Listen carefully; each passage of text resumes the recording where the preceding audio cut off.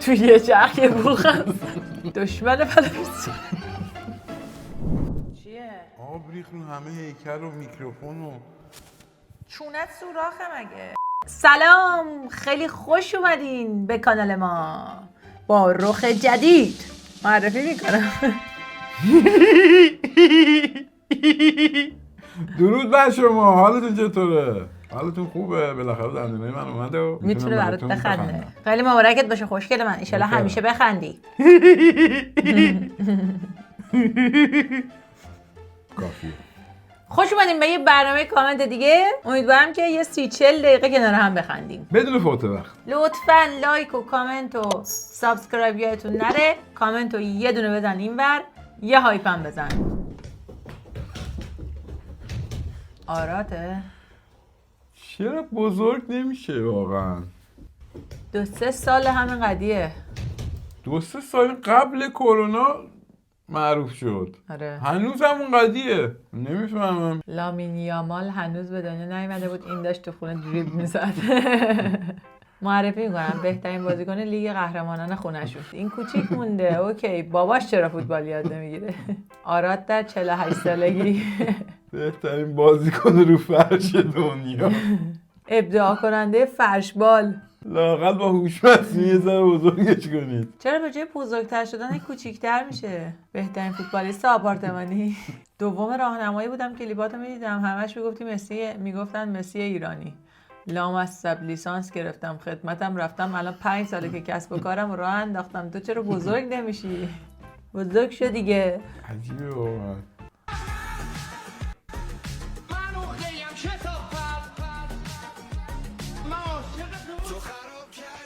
چیه؟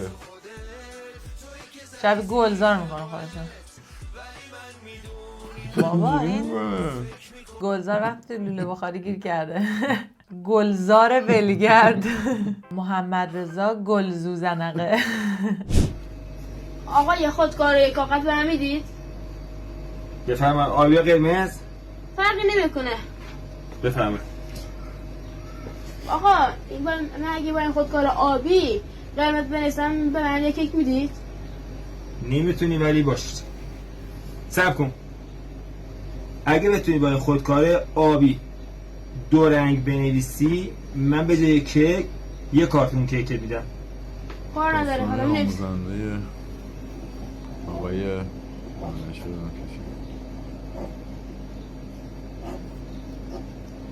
نه باری کلا. تشریف بیارید. خیلی طبیعی بازی کردی واقعا. تشریف بیارین. یه کارتون کیک. یه کارتون کیک. آفرین، قشنگ بود. خیلی خوب بود. امکانات 5 استعداد 6. فکر کردم بردش پشت دخمه. متاسفانه باید اعتراف کنم پایانش برام غیر قابل حدس بود. برای منم همینطور. امکانات 2 استعداد 3.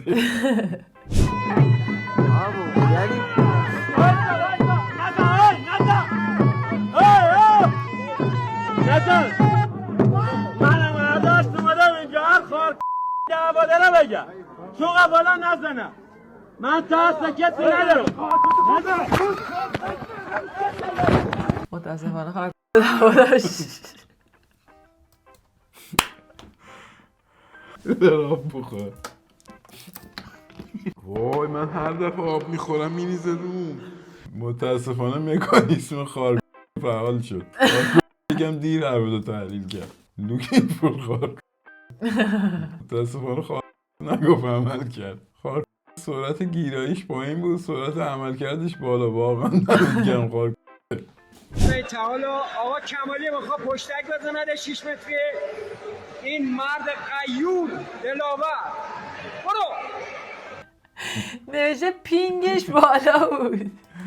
صخره یا غسال خونه. شیرجه نه قش. آقای کمالی وسط راه خاموش شد. هدشات شد قبل از آب. شیرجه نه حمله به قبر. تک تیرانداز زدش. وسط راه فهمید این چیزا واسه سنش خوب نیست.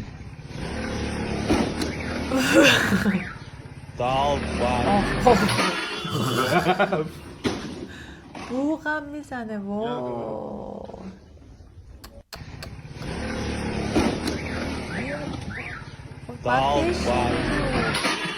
خوب میبردم پس تو آنتالیا موتورو.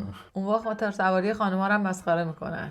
خودش به درک ولی بیچاره ماشینای مردم تو یه چرخ یه بوخن.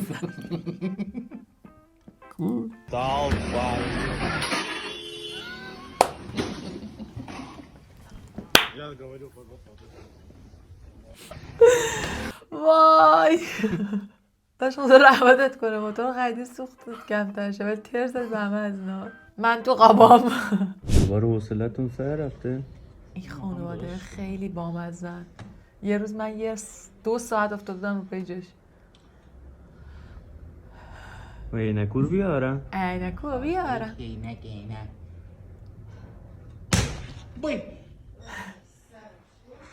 هی میگم حرف نزنین تا من این رو درست کنم. دیگه خودتون درست کن، من نمیتونم. بیا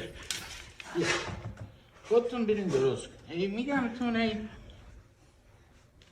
زد ترکون میگه خودتون اینو خود درست کنید.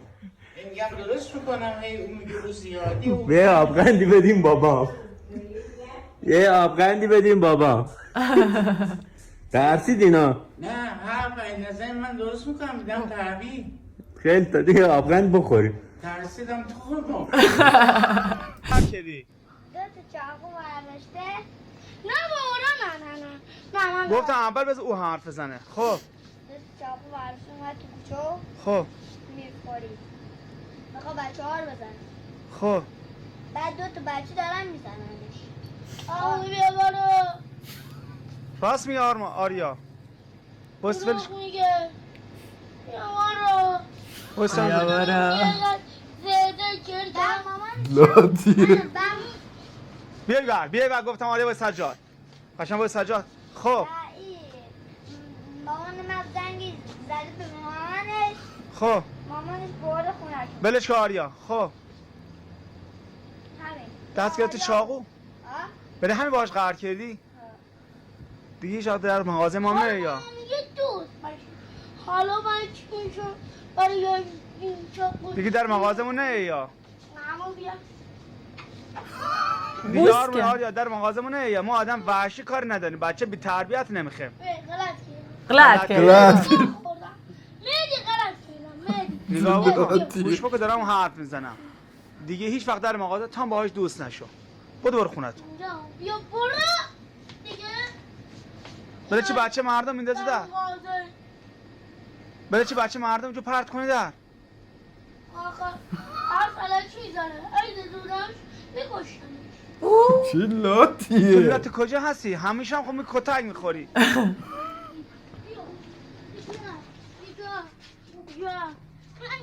کپولک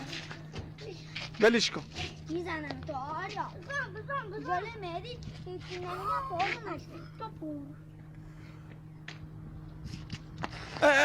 ای باش قهر کردی. رفت که بزنه. چقدر یکی پسر با ادب و شخصیت بود واقعا. لاغره خیلی بامزه بود. لطفا بر تربیت آریا عجله کنید. از فردا این بچه باید ترسید. مامو بیا برو. آمو بیا برو. جلو مهدی هیچی نمیگم بهت.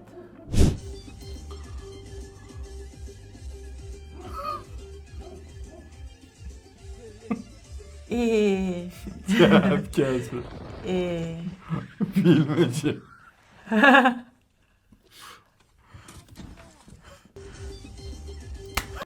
ادامه فیلم عروسی در بیمارستان. اینا خودشون نیاز به فیلم بردار داشتن. گویا طرف هم راننده بودن فیلم بردار. جلوه های ویژه سال 2000 اختراع شد، مردم سال 1998.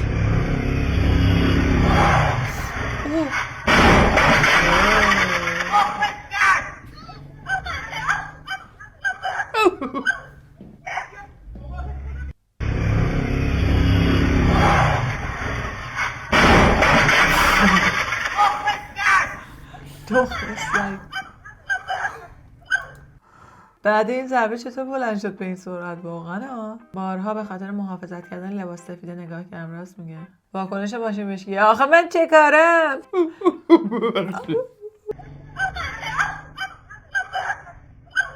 اصلا راست میگه نباید به بچه حرف بزنه. کلاه که نداشت، سرعتش که زیاد بود تو کوچه.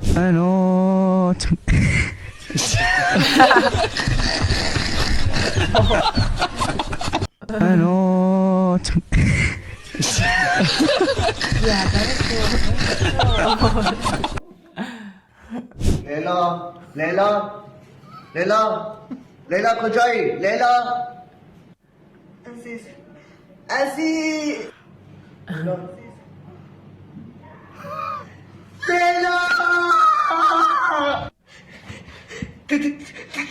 چی شده لیلا؟ تیر خوردم تیر کی جرأت داشته به تو تیر بزنه؟ دوست به من زد دوست آمده عزیز دوست آمده کجاست؟ اونجاست تو اون اتاقه حواست باشه تفنگ داره باشه باشه باشه دزدم ما خودشه. تکون نکن تکون باشه تکون نکن در رو ببند باشه میبندم نزن دراز بکش به خدا دراز میکشن نزن دراز بکشن من گفتم دراز بکش نگفتم شلوارتو در بیار انتظار نداشتم آخرش اینجوری بشه. امکانات 0 استعداد 2-0 دشمن پلاویز.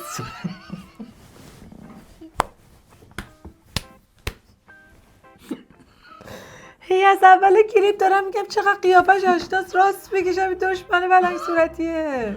خونه لیلا فصل بعد میاد. بهترین فیلم برای تبلیغ کاندوم. 32 تا دندون نه 64 تا دندون. هر کدوم 2 تا داشت. یه بو میده طرف مثلا بو میده مثلا یه دوستی یا آشنایی یا مدیری یا هر کسی رود نمیشه بهش بگی رو درواسی داری میترسی یا هر چیزی. یه سایتی هست به نام بومیدی.net من پشمام ریخت وقتی فهمیدم همچین سایتی واقعا وجود داره. اطلاعاتشو میزنی شماره تماس اون کسی که بو میدن هم اونجا وارد میکنی یه 15 تومن باید پرداخت بکنی یه اس ام اس ناشناس واسه طرف بدی که آقا مثلا پوفیوز بو میدی یا همون برو یا یه چیزی. خیلی مسخره است ولی واقعا همین چیزی هست. اون بو میده ما پول بدیم. فکر کن پلن بعدیش اینه ماهانه از ما باج بگیره که به اون طرف نگه ما گفتیم. دوستان مبلغی که باید پرداخت کنیم بالاتر رفته دیگه 15 تومن نیست 25 تومن حلالم کنیم. به جای 15 تومن 2 تومن بدن خودم زنگ میزنم کاملا ناشناس بهش میگم. کسی که بو میده ارزش نداره واسش 15 تومنم خرج کنم. کاش برای ملش فلوش کردن و با صدا غذا خوردن هم همچین سامانه‌ای وجود داشت. با طرف فکر می‌کنه یه اسمس سرکاری همچنان به بو دادن خودش ادامه میده. بگو ببینیم چه اتفاقی میفته. یک آزمایش جذاب. بچه‌ها یه لحظه ساکت باشیم ببینیم چه اتفاقی میفته.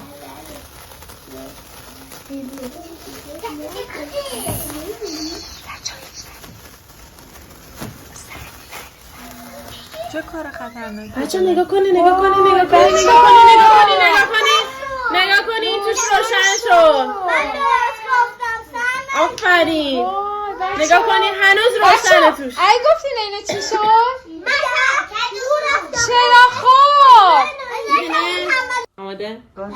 چرا همش منتظر بودم بتره که نگاه کنی. یکی بچه‌ها میگه شبیه مشهد شد. ای گفتین اینه چی شد؟ افسانه ها میگم مربی هنوز داره میگه نگاه کنین تو رو قرآن نگاه کنین. شاید هیچی یادش نیاد ولی از خودم باعث افتخار همیشه جز تجاری بودم که تو اون اجلاس به حرفای یوزارسیب تاییدیه دادم. سریال یوسف رو میگم که خیلی خوب است. من حاضرم مالیاتم را پیش بپردازم. بغلیه هم به نفع ماست که 7 سال کمتر مالیات بپردازیم هم به نفع حکومت که مشکل خود را حل می‌کنه. شاید هیچی یادش نیاد ولی از خودم باعث افتخار همیشه جز تجاری بودم که تو اون اجلاس به حرفای میگه ما 15 سال این سریال برای اون 5 ثانیه میبینیم. واقعا دیگه سینمای ایران مثل شما نخواهد دید. اگه اشتباه نکنم اون سال کاندیدای بهترین بازیگر جشنواره فجر هم شدی. من این قسمت رو ضبط کردم از روش تمرین بازیگری میکنم. چجوری خودتو پیدا کردی تو این سریال؟ تو این 19 سال هر سالشو به عشق این صحنه مجدد سریال میدیدم. خبر به این مهمیه بعد 15 سال میگن. یه ساعته دارم گریه میکنم، 19 سال دارم دنبالت میگردم. اون سال حقشو خوردم و اسکار دادم به دنی دی لوئیس. سینمای ایران به دو بخش تقسیم میشه، یکی قبل این سکانس یکی بعد این سکانس. چقدر با شما خاطره داریم. پوسترتون هنوز تو اتاقم چسبوندم استاد. باید نقش یوسف رو به شما میدادم. بچگیمون رو ساختین با این سکانس پرمعنا. پرتقال شیرین، پرتقال دامدان، آمسون شیرین، پرتقال شیرین نیست آقا، شوره شوره ببندید. پرتقال مثل قیمت ایوانه چیه؟ بیا پایین، بیش بجا. بیا پایین. بیا پایین. بیا. آدم جون داری؟ همه چی دارم. آدم جون دارم به چه کلوفتی؟ پرتقال ترش خوشمزه. خیام موز سبز قلمی. آمسون شیرین، پرتقال کیلو 60 تومن عراق شده.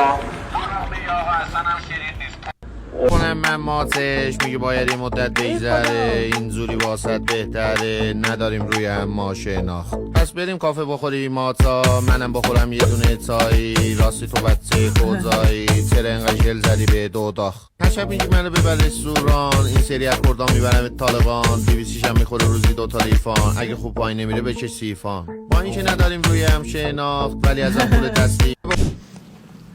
چیه وای؟ فقط ای کاش جین نمیپوشیدی.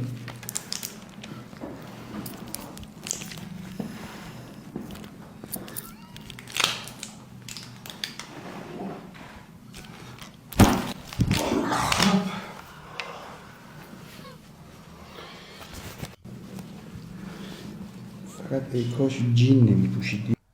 مطمئنی داری جا میندازی، بیشتر داری جا میکنی. تنها جایی که مشتری با رضایت اجازه میده چوب تو کونش کنن. شد شد. چرا احساس کنم خیلی حست. این صدایی که اومد باید رفته باشه سر جاش نشسته باشه. شد جلو نکش خودتو. این صدایی که کاری که کردی دولت با مردم ایران کرد. صدایی که باید تا ته رفته باشه. وقتی تو قزوین میری دکتر میگی دندونم درد. منو اداره مالیات آجی مال مام رفت سر جاش. مردا پا میشی میری خونه میبینی زن غذا درست نکرده، اونا ادای اونا رو در میام. غذا درست کرده نکردی؟ چرا غذا درست نکردی؟ مادرش همون تادر را میاد. خلا همین رو درست کن، همونی که میخوام. ولی من این کار نمیکنم. ای نه من این کار نمیکنم. عزیزم غذا درست کردی؟ نکردم عزیزم. نکردم. به سرم اصلا اسکالی نداره. الان میارمت رستوران، هر چی دوست داری. اصلا اسکالی نداره. اهالی منزل مال این منزل نیستن، گذاری رد میشن. انگار 2 تا فضای متفاوت. مامان بابا خیلی عادی زندگیشونو پیش میبرن، بچه داره با تمام وجود اجرا میکنه. الان میبرم رستوران، هر چی دوست داشتی میخرم. مگه استانبول زیر برج گالاتای میگن با هر کسی برای اولین بار بیای اینجا تا ابد پیششی. من دوست داشتم تا ابد پیش مادر شوهرم باشم. مادر شوهر چجوری نگاش کنم؟ اولین مادر شوهری بود که دلم براش سوخت. مادر شوهر برنامه دیگه ای داره با اون برج برای تو. مادر شوهر عزیزش اگه تحت خطری یه چشمک بزن بهمون. ولی مادر شوهر دوست داره تا ابد تو رو نبینه. عروس نه دشمن. مادر شوهر که میخواد سر به تنت نباشه، یه نگاه به قیافش بکن. از نگاهش بهت مشخصه اونم خیلی دوست داره تا ابد کنارت باشه. بوی غذا پیچیده تو خونه، واقعا مامانا مهربونم. عشقم غذا چی داریم؟ کوری نمیبینیم. اونقدر هم که فکر میکردم مهربون نیستم. بریم بیمارستان؟ نه چرا با بچه این کارو میکنن؟ بیشور بابا نقلوبیا این کارو میکنیم. فهمیدی دیگه خودش انداخت.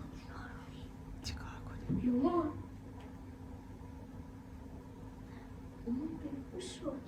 بیهوش شد.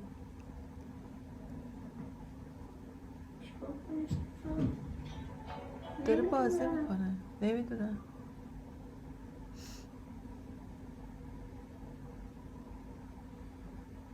تو بابا بیاد بدون سنگ بزن سیمکار نمیشه خب بدون سیمکار هم میشه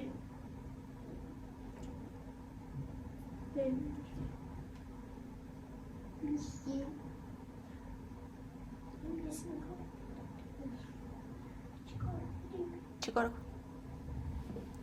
میرم از تلفن شماره بابامه تلفن رو بدم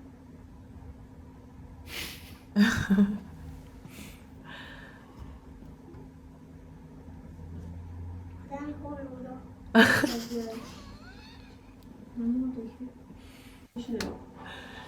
میگه آدم خوبی بودا. وای میگه آدم خوبی بود. این کاش آرامش لباس قرمز رو داشت. جالبه سیم کارت هم میشه زنگ زد. خودش مرد. من یه بار پسرم خیلی شیطونی کرد. گفتم من مردم. خودم رو انداختم با انگشتش انقدر چشمامو فشار میدادشم کور. از ترس بلند شدم. وای وای وای. تبریک میگم. از امشب شما نگهبان شب در برجک مرزی 313 ایران پاکستان هستید. یه برج فلزی قدیمی بالای تپه خاکی درست روی مرز ایران و پاکستان. اطراف هیچ کس نیست. تا کیلومترها فقط بیابون، صخره و سکوت. وظیفت ساده است. شب‌ها رو تا طلوع این بالا بمون، دوربین‌ها رو چک کن، بیسیم‌ها رو گوش بده. ولی قبل از اولین شب این قوانین رو بدون. قانون اول: اگه بعد از ساعت 1 دیدی یک نفر از دور داره میاد ولی پیراهن تنش نبود، چراغ رو خاموش کن، اصلا حرکت نکن. قانون دوم: اگه رادارها شروع کردن به بوق زدن ولی چیزی اطرافت ندیدی، سریع روی زمین دراز بکش. نفس نکش. اون چیزی که رادار حس میکنه تو حس نمیکنی. قانون سوم: اگه دیدی صدای خودت توی بیسیم داره پخش میشه، خاموشش نکن. فقط گوش بده تا وقتی که بهت گفت اونی که بالاست تو نیست. همون لحظه برق برجک رو قطع کن. قانون چهارم: اگه صبح یه نامه پیدا کردی که با دست خط خودت نوشته شده بود که نوبت تو تموم شده، از پله ها پایین نرو. اون پایین مرز نیست. اون پایین فقط چیزیه که دنبال تو میگرد. قانون پنجم: اگه دیدی از دور یکی داره چراغ میندازه پشتت، به هیچ عنوان برنگرد. چون ممکنه این آخرین باری باشه که برمیگرد. به مدت 1 ساعت فقط روبروتو نگاه کن. اگه سوالی داشتی فالو کن. موفق باشی. وظیفت ساده است. نه وقتی سرباز جدیده با قدیمی ها هم صحبت میشه. اگه یه نفر همینجور که چراغ میزد گفت خوش تیپ چیکار کنیم؟ وظیفت ساده است، کونت بار است. برج فلزی هم ملاقات با اسرائیل. تبریک میگم، تسلیت میگم. اکسپلور هم وقتی نصف شبی ساعت 3 تنهایی در حال آبیاری زمین هستم. بسم الله الرحمن الرحیم. صدق الله العلی العظیم. برجک نه، شب اول قبر. مرز ایران پاکستان نه، مرز دنیا و آخرت. به سلامتی قرن تو سرتا بده رو سرت. دستت به سر من نخوره رونیکا. نزدشم دیگه رو نزن. به تو چه؟ مادر بزرگم به تو چه؟ مادر بزرگ منم هستم. باش گم شو. یک بار دیگه دستت به من بخوره دیگه خدا رو شکر دنیا به آخر رسید دیگه. چقدر پر روه. قسمتی که میزنیدش کی منتشر میشه؟ چجوری تونستی نزنی؟ چجوری تونستی تحمل کنی واقعا؟ چجوری نمیزنیش؟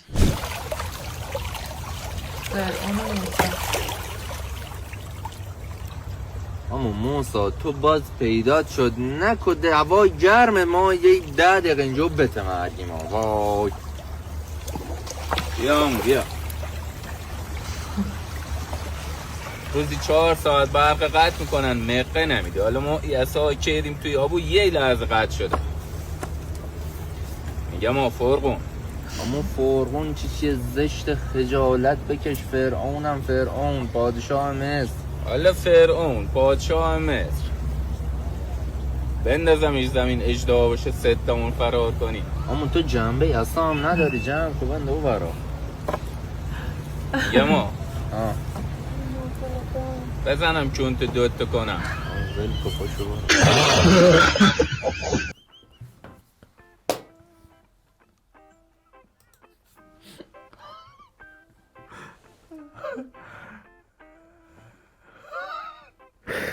وای انتظار نداشتم آخرش اینو بگه.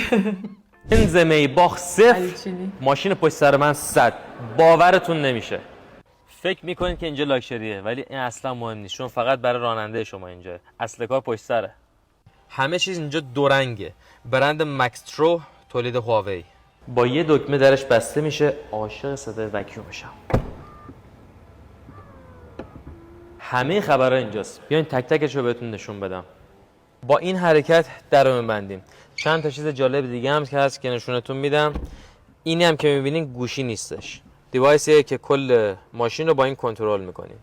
این ماشین پرده نداره ولی بدونید چیکار میکنم.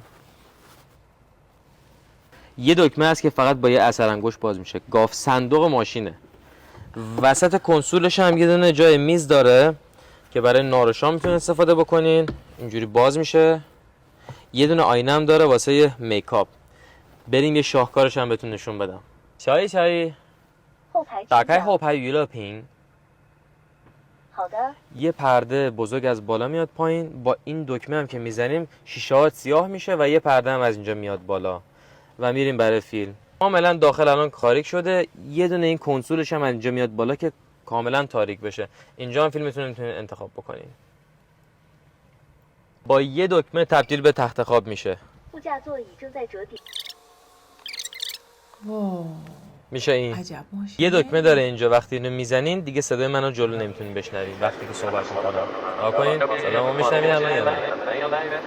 همه اینه که دارین میبینین با هم با میباخ مقایسهش میکنن. این چراغی که میبینین اگه تو خیابون روشن باشه یعنی کاملا ماشین تو سیستم خودران هستش. انقدر سرعت آپدیتشون هم بالاست تا یه ماه دیگه با یه حرکت دست میتونین درو باز بکنین به جای اینکه دکمهشو بزنین. عجب ماشینی بود. خیلی خفن بود.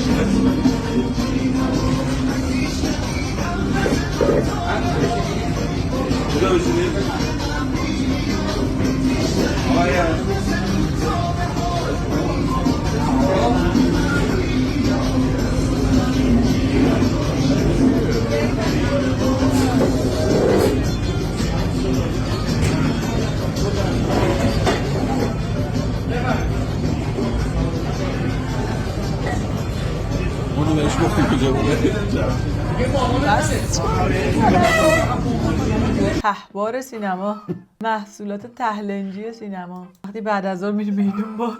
هنوز منتظرم بازیگران صدا و سیما وارد بشن.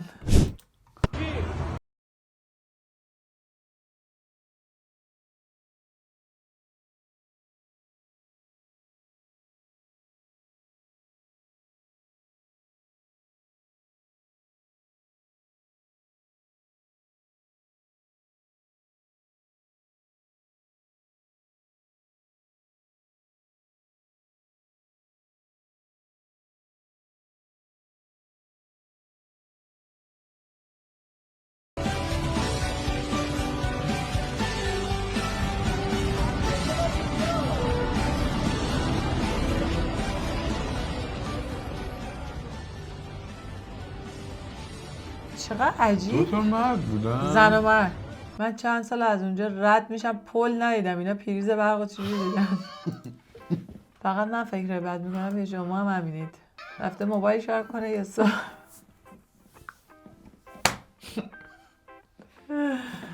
بیمکانی، خاطرات پل صدر. سراحی نشون نمیداد نمیرفتن دنبالش. اصلا اینکه چطوری رفتن رو بذار کنار، پریز برق و جای شارژ و اینا رو از کجا پیدا کردن؟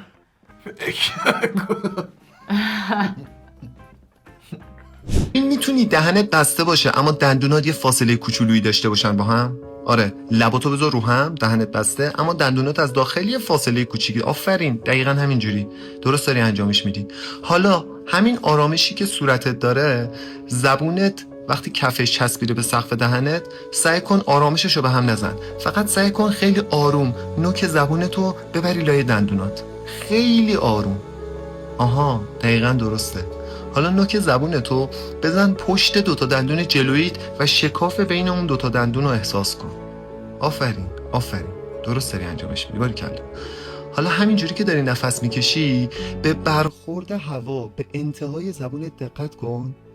وقتی نفس میکشی هوا خنک‌تره، وقتی داری بازدم میکنی نفس داری میدی بیرون هوا یکم گرمتره. یه نفس بکش ببین. دقیقاً. آفرین. خیلی خوب داری انجامش میدی.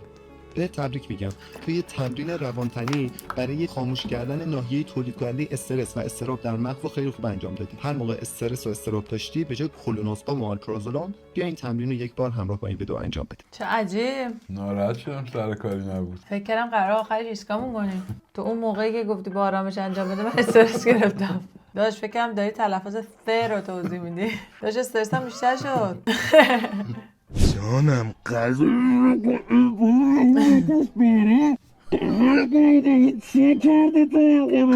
نمیتونه بخوره. بابا جون ناموست ببکت نده بکش بره میدم توی غذا مادر بابا نگه دیگه. ای جانم غذا بکش بره. وای چقدر بد بود. استرس گرفتم جای جوجه. بابا جون ناموست ببکت نده انداخت میره دورانش کرد تو حلقش. من فکر میکنم که شاعرام رپر بودن. سعدی. بامدادی که تفاوت نکند لیل و نهار، خوش و بد دامن صحرا و تماشای بهار. آفرین شمع تنبیه خداوند دل است، دل ندارد که ندارد به خداوند اقرار. این همه نقش عجب بر در و دیوار وجود، هر فکرت نکند نقش بود در دیوار. کوه و دریا و درختان همه در تسبیحند، نه همه مستمعی فهم کند این اسرار. خبرت هست که مرغان سحر میگویند، آخری خفت سر از خواب جهالت بردار. تا که آخر چو بنفشه سر غفلت در پیش، حیف باشد که تو در خوابی یا نرگس بیدار. من فکر میکنم که شاعرام رپر بودن. چه قشنگ خون. یا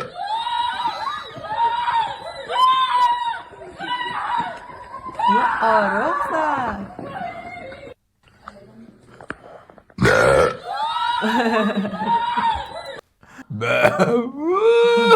نفس عمیق. عادی هیچکی نمیفهم. سلام بابا، خوبی؟ من اومدم. نفس عمیق. عادی هیچکی نمیفهم.